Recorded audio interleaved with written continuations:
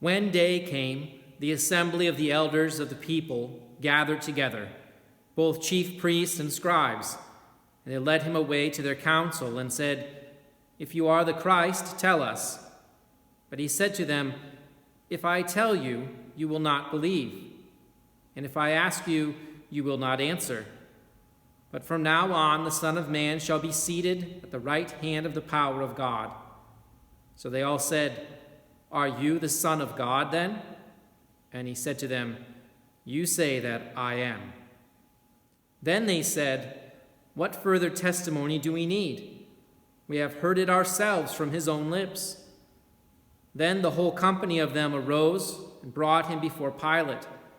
They began to accuse him, saying, "We found this man misleading our nation and forbidding us to give tribute to Caesar, and saying that he himself is Christ, a king." And Pilate asked him, "Are you the king of the Jews?" And he answered him, "You have said so." Then Pilate said to the chief priests and the crowds, "I find no guilt in this man." But they were urgent, saying, "He stirs up the people, teaching throughout all Judea, from Galilee even to this place." When Pilate heard this, he asked whether the man was a Galilean. And when he learned that he belonged to Herod's jurisdiction, he sent him over to Herod, who was himself in Jerusalem at that time. When Herod saw Jesus, he was very glad, for he had long desired to see him, because he had heard about him, and he was hoping to see some sign done by him. So he questioned him at some length, but he made no answer. The chief priests and the scribes stood by, vehemently accusing him. And Herod, with his soldiers, treated him with contempt and mocked him. Then, arraying him in splendid clothing, they sent him back to Pilate. And Herod and Pilate became friends with each other that very day, for before this they had been at enmity with each other. Pilate then called together the chief priests and the rulers and the people, and said to them, "You brought me this man as one who was misleading the people. And after examining him before you, behold, I did not find this man guilty of any of your charges against him. Neither did Herod, for he sent him back to us. Look, nothing deserving death has been done by him, but I will punish him and release him." But they all cried out together, "Away with this man, and release to us Barabbas, a man who had been thrown into prison for an insurrection started in the city, and for murder."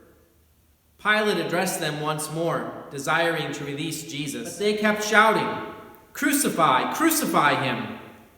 The third time he said to them, "Why? What evil has he done? I have found in him no guilt deserving death. I will therefore punish him and release him." But they were urgent, demanding with loud cries that he should be crucified, and their voices prevailed. So Pilate decided that their demand should be granted. He released the man who had been thrown into prison for insurrection and murder, for whom they asked, but he delivered Jesus over to their will. And as they led him away, they seized one, Simon of Cyrene, who was coming in from the country, and laid on him the cross to carry it behind Jesus. And there followed him a great multitude of the people and of women who were mourning and lamenting for him. But turning to them, Jesus said, "Daughters of Jerusalem, do not weep for me, but weep for yourselves and for your children. For behold, the days are coming when you will say, 'Blessed are the barren, and the wombs that never bore, and the breasts that never nursed.'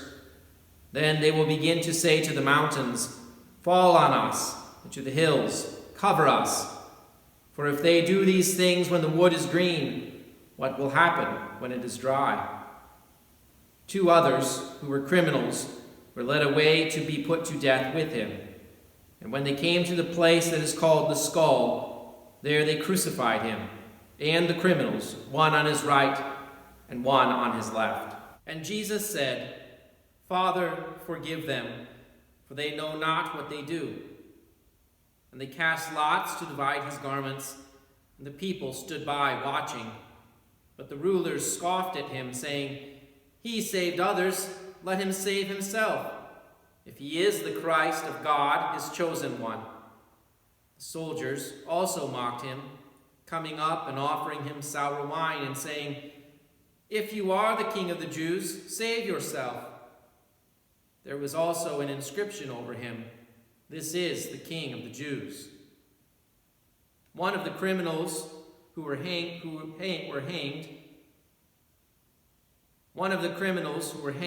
railed at him, saying, "Are you not the Christ? Save yourself and us."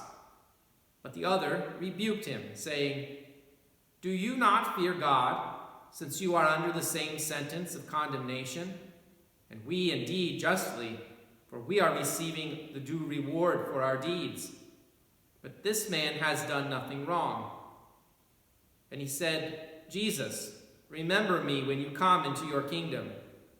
And he said to him, "Truly I say to you, today you will be with me in paradise."